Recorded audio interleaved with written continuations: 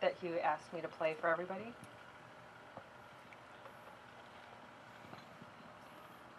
Hello everyone, this is Gene Strohl, Ron's older brother.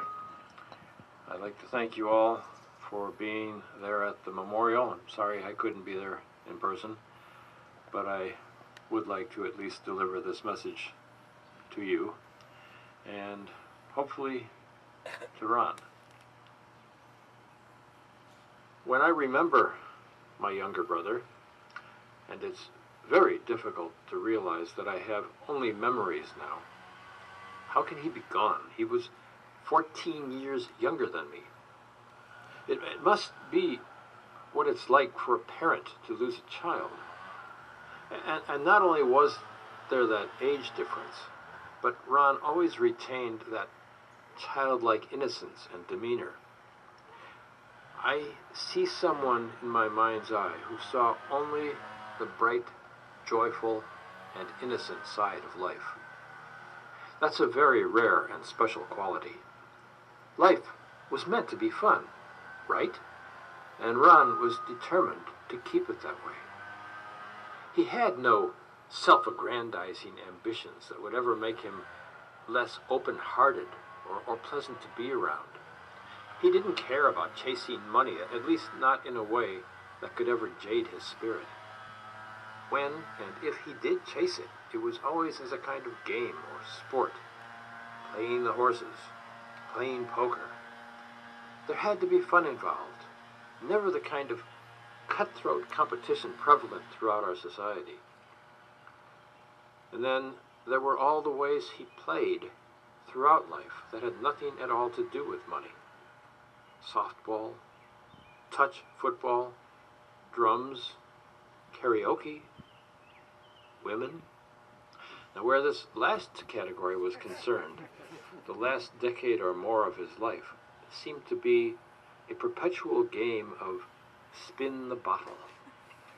Unfortunately, and I truly think he realized this close to the end, he had had to give up a truly treasurable wife to be eligible to play that game.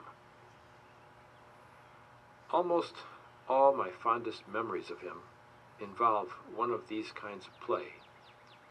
In our early years, we spent many a fun-filled and unfortunately unprofitable afternoon at the racetrack. In his last years, we did karaoke together. Other times, earlier on, we would play at baseball or tennis together. When I was a bit younger, and I'd been playing tennis for a few years, and I had the chance in California to introduce Ron to the sport. Within a week, he was beating me. As for baseball, one of the most memorable compliments I ever got from anyone was once at a huge park in Chicago when we were hitting baseballs, long flies, to each other, and Ron told me that I was hitting major league flies. That felt almost as good as being on the Cubs and being named MVP. Or, even better, not being on the Cubs and being MVP. I don't remember my brother ever saying a cross word about anybody. Well, not quite. Once or twice, when referring to an ex-boss, he let the word asshole slip, but not in a mean way, just as a handy, pithy, factual description, like fat or skinny. Oh, he was an asshole. But that would be the end of that conversation. When, at the very end of his life, when nearly all of his mental and physical abilities had been robbed from him by one of life's cruelest diseases, the only things which came out of his mouth were compliments and endearments for those around him. He never stopped saying, "You're so nice," or "I love you," whether it was to fellow patients at the nursing home, caregivers, or family. If Ron could have, I believe he would have put those words up in huge neon lettering whenever his angel daughter and my angel niece, Jessie, came around. And that certainly would have been more than appropriate, for she deserved it far more than anyone.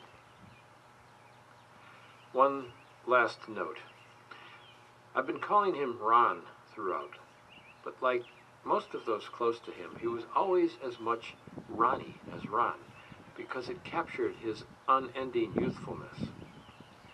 When, in those last months, when life had made him look prematurely old, that same old sweet, innocent, uncomplaining, pristine spirit shined through. It, at least, had never been taken from him. All right, my younger brother, who's left us much too soon. One more thing I want to tell you directly. I didn't have time to arrange for neon lettering, but here it is anyway. I love you, Ron.